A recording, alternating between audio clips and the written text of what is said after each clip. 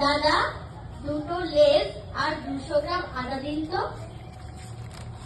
এই নিন আপনার লেস, আর আমি আদাটা ওজন করে দিচ্ছি। তা এই দুটো লেসের দাম কত?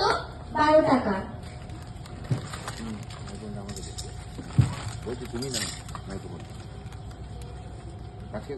তা দাদা, এতে তো এমআরপি তে লেখা আছে 5 টাকা।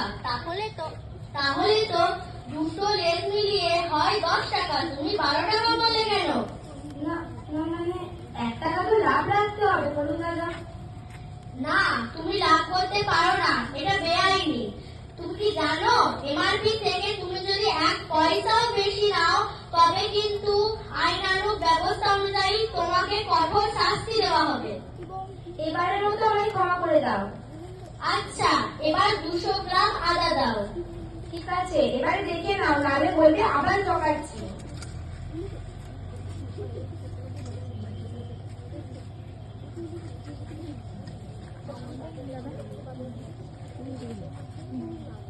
দেখে নাও ভালো করে। আচ্ছা, দাও দাও। তবে একটা জিনিস লক্ষ্য করলাম, এতে তো চুম্বক লাগানো। রাতে আমি কম পরিমাণ আদা পাই।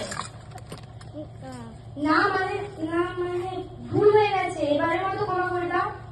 তা তুমি যাই করো না কেন, এটিও কিন্তু বেআইনি। এর জন্য কিন্তু আইনানুগ ভাবে তোমাকে কঠোর শাস্তি দেওয়া হতে পারে। এবারের মতো ক্ষমা করো আমায়। ঠিক আছে।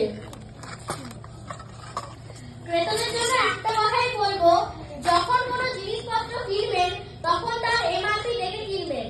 কারণ এমআরপি দেখে কেনা ভালো, এবং এমআরপি তে যে টাকা লেখা থাকবে তার থেকে বিক্রেতারা কিন্তু 1 পয়সাও বেশি দিতে পারে না।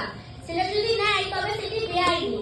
এবং যখন কোনো আলু, পেঁয়াজ, রসুন বা অন্য কিছু কিনবেন তখন ভালো করে ওজনদারি বা ওজন মাপার মেশিনটি ভালো করে রেখে দেবেন। যার ফলে সেইটি দেখে তবে আপনারা কিনবেন। আমার তরফ থেকে আপনাদের জন্য এটি রিকোয়েস্ট রইল।